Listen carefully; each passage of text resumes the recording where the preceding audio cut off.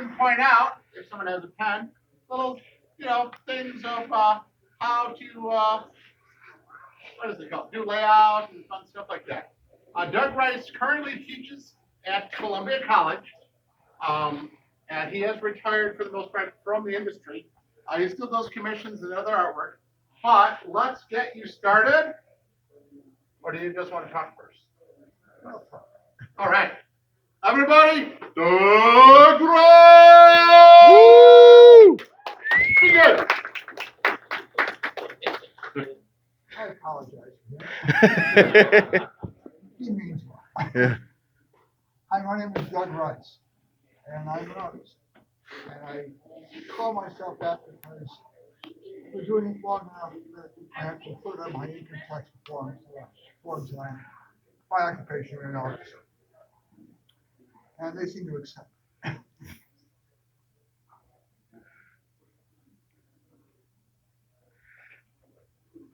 Thank you. Can you hear me better? Yes. Yeah. Thank you. I started out like most kids, as a bad student who would draw in the margins of their homework, little stick figures, and the teachers would get really annoyed when they saw that and tell me to stop. And of course, I wouldn't, because at some point I would get bored and just start doodling.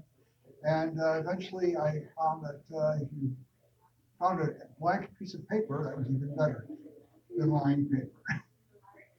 And I began doing some more. And I read comic books constantly.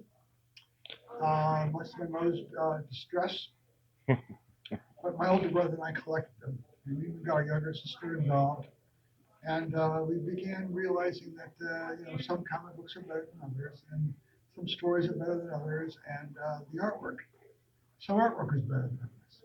And I got to the point where I began memorizing the artists' names. Guys like Gil Kane, and Carmen Infantino, Kurt Swan from DC. Then a Marvel started when I was in my adolescence. Maybe had names like Jack Kirby, Steve Ditko. Mhm. I began getting really excited about some of this stuff because the artwork was so raw that it looked doable. It was not so like Michelangelo, so fantastic. You would just say, "Oh, that's wonderful. How did I do it?" I would say, "Oh, that's wonderful. I want to do it." And that's pretty much what happened. I began noticing things on TV shows like the Mickey Mouse Club. They would have guys come on and they would show them drawing things in real time. And it was like, oh, they're fast. They can make these things look really good and they're fast. And these are things that made impressions on me as much as anything I ever did as a kid. That I really wanted to do something in the art for. I didn't know what. I didn't know what was available. But somebody had to be doing it. And it wasn't until I got into high school I began getting good enough that my artwork was being published in the school newspaper. I was doing cartoons for the school newspaper. And when I joined the military, and I was stationed in Air Force Base, Kansas, I got cartoons published in the base newspaper. And things were getting better. I kept pushing myself. It's really nice that people say, "Oh, you're doing wonderful, you're a fantastic artist," all this kind of stuff. It doesn't help. It really doesn't help. You have to be your own severe critic. You always have to push yourself in directions that are important, things you're afraid of doing. Some people are afraid of drawing hands because it's so tough. They get hurt. Yeah. I've seen it a lot. Or they can't draw feet. It's amazing. But those are the challenges you should embrace. You should jump on them and pounce on them and work on it until you can draw hands. In fact, you find out once you've started working these things out, you love drawing hands. All the gesturing involved. It becomes a part of any kind of pose you do. You have the gesture in there. And it becomes something really important. So it's part of the growth process. You've got to keep pushing yourself out of the comfort zone and farther and farther, because I went to college after the service and wanted to get into the art school. And to get into the art school, you had to take liberal arts courses. You had to get good grades in order to be able to enroll into the art classes. Okay, I was going to do that. And sure enough, when I was junior year, I made the dean's list, and I completed all my liberal arts courses. And it came time to sign up for art school. So I went into the office to sign up, and they had lost my record, they had lost my application. Turns out somebody had sent them some money to get the kid ahead of me, and I was now at the end of the line. So I walked out and never came back. I realized, well, that's it for art school. What am I going to do now? And I realized I'm going to have to just get jobs in art studios, commercial art studios, and try to pick it up and say, oh, no, there's an intern. Go for it. So I applied to various places in the city, and I would get jobs. Gigs that might only last a couple months, but in the course of the time period, I would learn things about how the production of artwork was done in print, for catalogs or advertising. And I learned all those processes, learned how to work the machines, and how to draw, how to lay things out, how to do composition, which is really important steps, and putting art and text together. And when after I got out of that, I said, hey, this is good for comics. I knew some friends who did independent comic book stuff. And this is I'm about 25 now, 26, sat on the surface. And the process was you would do comic books independently. They wouldn't pay you. You would get your stuff in print. It would be distributed throughout the Midwest, say. And they would get noticed. And good strips were really good. They would get noticed. And my strips were very clean because I had the commercial art experience. I would never do a sloppy ballpoint pen thing with just scribbled hand dialogue. I would come up with very clean artwork with gray tone patterns, and the artwork had lettering that was from rub-on type, so it was look as professional as I could make it. And those are things that would get noticed by people, and they would seek me out just to work on other projects. And sure enough, I got an offer to work on a professional comic book for a new comic book publisher in Chicago called First Comics. They needed somebody to work on staff, and they offered me a full-time job in production. This is great. I actually work at comic books. I get to do the cover layouts. I get to paste up all the advertising and the letter pages, things like that. And the first 6 months was just wonderful. Very productive. And the money was really good. I was very surprised about that. And they had an opportunity. There was one book that was falling behind schedule. Every book was monthly. They had to make those monthly deadlines. They were a small company. If you don't make those deadlines, you get dropped by the distributor. So you've got to make your deadlines. In order to make them, one of the books was falling behind. They were going to take the last 8 pages of that book and give them to somebody else. It was a science fiction title. I said, well, I have some ideas. I did some independent comics. I had some ideas. I had a giant robot character called Dynamo Joe. And this comics company was a full 4-color comic. And while there was something called the Transformers out already from DC, that was actually a character that was developed in Japan and brought over by Mattel. So that didn't really count as an American comic book. No. But so I had come up with a thing called Dynamo Joe, and I pitched it to my boss, and he looked at me like, really? But it's science fiction, and okay, you can draw it. We'll follow your storyline, and we'll get somebody else to script it. And so they got one of the good scripters, John Osmond, who's going on to do Star Wars books, all kinds of stuff. So he's pretty famous these days. Anyway, Star Wars, John Osmond did the work scripting based on my storyline. It helped me flesh it out. So I learned a lot of writing techniques from him. But the first issue came out with a 8-pager. Apparently, it was a Q-sheet. And it was more popular than the book that was appearing in, a book called Mars. And Mars lasted like another 5 issues before it ended. But they decided to keep Dynamo Joe around. So they launched another title called First Adventures, which was an anthology book, which had characters like Whisper, which is a female ninja, and Blaze Barlow, which is an interdimensional private eye, and Dynamo Joe. And here again, Dynamo Joe is one of the stories in that anthology, First Adventures. And it was the one that survived. The First Adventures had 5 issues, and they decided, well, of all the books, most mail we got positive was from Dynamo Joe, so we're going to give him a miniseries. So they gave me a 3-issue miniseries. And it, once again, did very, very well. Much to my surprise, and I was very pleased by that. And rather than having another startup, they just said, okay, we'll just keep going. We'll start with number 4 and keep going. And that's how I got my first series. And it did very, very well. For the first 15 issues. After that, there was a change in publication method, where they went from 4-color printing, which is the cheap kind of comic book, to a flash and laser color printing with glossy paper and everything else, up the price by 50%. So that was something that they were very, very keen on keeping an eye on. So any sales that leveled off was immediately canceled, because they always like rising sales. And Dynamo Joe had rising sales until that production changed, and then it had leveled off. And I said, okay, we're canceling your book. You got 3 issues to end it, and that was it. And I was brokenhearted, but the book did well enough that I was getting noticed by other people. I was getting offers from other companies.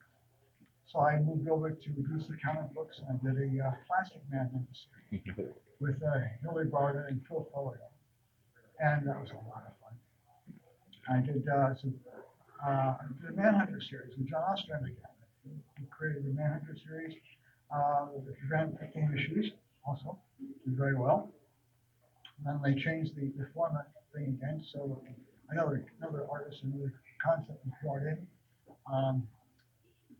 The Manhunter character has since been almost dormant for like 25 years, but very recently they brought my Manhunter character back, and they turned him from a superhero who bounty hunts super villains. He's a bounty hunter of super villains. They turned him into a villain. It's called Leviathan now. It's part of the Leviathan series. That's my Manhunter character. I was kind of pissed by that. Anyway, I also worked for Marvel Comic Books. They did things like one-shots like Toxic Avenger, which is very strange. But I also did a lot of short stories with Hillary Barton for their comic series of spoofs called What The.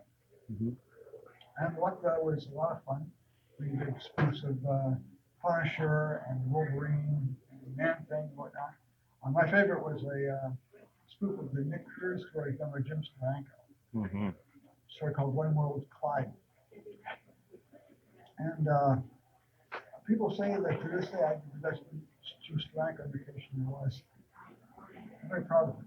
In fact, it's my favorite single comic book story I've ever done. And Hillary and I are now currently working on a Marvel project, once again in that vein, for Alex Ross. There's a Marvel tribute series coming up, and Hillary and I are doing a story based on the first line of Marvel comic books involving the monsters. The old Tales of Astonishing Suspense. They had King Fang Fu, Taboo. We're doing a story based on that. And we just finished the script in plot. But that'll be coming out sometime this year. And that'll be my most recent Marvel work.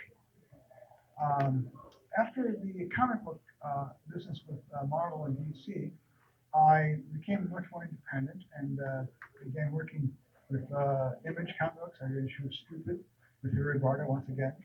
I did work for Dark Horse on the Classics Dust Graded series with Paul Bunyan, The Lunatic Scourge of the Forest. Very strange. But I did my major contribution during that period of post DC was Disney comic books. I did Roger Rabbit comic books for a whole year. So I got a chance to do what I was doing. I was doing jumping styles. I could do the manga style of Dynamo Joe, and I could do the superhero style Manhunter, and I can do the Disney style squash and stretch kind of cartoon with Roger Rabbit. So that kind of range is not normally found in the comic book industry. Usually you find a particular style and you stick to it. It becomes your sport figure, your mark, your trademark. But I never got it there. My mind kept going, I like this kind of one, I like that kind of one too. I want to learn a little bit about everything. And lo and behold, after kind of a dry period of comic books now, because every editor you work for is great, and they treat you very well, and they do all the work they can, but The moment they move on, you become a non-entity. The people in that office that had hired this editor no longer know who you are because your connection is with him. And consequently, you have to reinvent yourself with every generation of person going into that office. It's tough. That part is very tough for you. But I never did. I would do any kind. I was capable of doing writing. I was capable of doing gag work. I was capable of doing layouts. I was capable of doing pencils or inks. So I had a lot of different things I could jump to. So I would do various bits of jobs for this publisher, that publisher, just to do business and put food on the table. Then the big phone call. Why I'd look at his home. Animation call. Turns out that in the Chicago area there was a small animation studio that did work for Warner Brothers. I said, how? I was like everybody else, I believed that all cartoons are made in Hollywood, and by and large they are. But in this day and age of FedEx and the DHL transport, you have overnight deliveries, and you had the very beginnings of the internet, and email, and things like that. So you had instantaneous text communications with whatever studio you're working with. The person who ran the group called Star Treks in Chicago, a guy named John McClanahan, was good buddies with Tom Ruger, who was the head of animation over in Hollywood with Warner WB. And they were doing all kinds of new shows with Amblin, which is Spielberg's outfit on Warner Brothers. I started with the Tasmania, and started doing their Tiny Toons, and then they're doing a new show called Animaniacs. And they wanted the studio that he was working with at Star Trek to be involved. I was brought in to do some concept work for a project they were working on their own, science fiction project called Brood 13. And I did sketches for 2 solid weeks. And apparently they were very impressed by my speed. Because apparently in the animation industry, you're union workers, so consequently you don't have to really feel hard pressed to do a lot other than meet the general deadline. I would just draw what other people would do, like 2 layouts a day, 2 backgrounds a day. I did 5 or 6. And they were impressed with that. And they also liked the quality, apparently. Now, the reason I was so fast is because I came from a comic book background. I have to meet deadlines in comic books all the time, and they're very, very tight.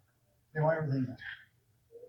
And consequently, all the tricks and tips and shortcuts I learned doing comic books, I was able to apply to the same kind of pencil work I was doing on layouts in animation. And consequently, I was able to draw much faster. And I had grown up on all the Wonder Kids cartoons. As a child in the Chicago area, they ran these things every weekday morning. And I would sit down before school and watch all those cartoons, even if I'd seen them 50 times. They were still the best thing on television. So I watched it again and again and again. And by shows, most of my brain was like soaked in all that style they had in those shows. And I was able to finally regurgitate it out on paper and send it back to Warner Brothers as new art. And apparently Warner Brothers liked the work I was doing. They did some test backgrounds, and they said, "This is great. Who's this guy?" And I began doing not only the background designs for the scripts that they were giving us, I also did the storyboard sequences that they didn't have time to do. Everything was so fast. They had to get the show on the air real fast. And consequently, some of the storyboards weren't even done. So we got a chance to do those as well. And I would do the storyboards and the layouts simultaneously. Because I did other fancy boards. Once again, one of those liked this very much. And apparently they weren't expecting it. And I became the layout department for that small studio, one man. But I was having a time of my life. The thing is that when you're working on a show like that, the show has a particular budget. Each episode has a budget. And each segment of that show has a budget. And a show like Animaniacs has, sometimes you have little vignette episodes here and there. Each one of those has a budget. And I get to do the layouts, and this episode, that episode, this one over here. And if I get the work done in advance of the deadline, that means there's money saved. And that money is a bonus that I get. I get to keep all that money. I didn't know that at the time, but that's part of the Hollywood method. If you actually make the deadlines ahead of time, whatever money is left over goes to you. It's an incentive program. That works. And it works. I appreciate your presentation. Guys, we're gonna wrap it up with Mr. Doug. He will be downstairs in the vendor room. If you have any questions for him, because we're about to get things ready for the costume contest. So thank you so much. We appreciate it. My last word is that if you get a chance to get Hollywood money, get it. Nothing better in the world. Thank you, Doug. But like I said, we're about to flip the chairs and move the tables so that we will be prepared for you to see the costume contest. So if you will just take your chair and do this right here,